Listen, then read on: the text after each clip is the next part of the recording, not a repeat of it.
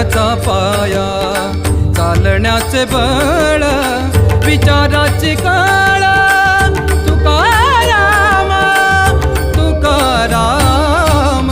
जगण्याचा पाया, चालण्याचे बळ, जगण्याचा पाया.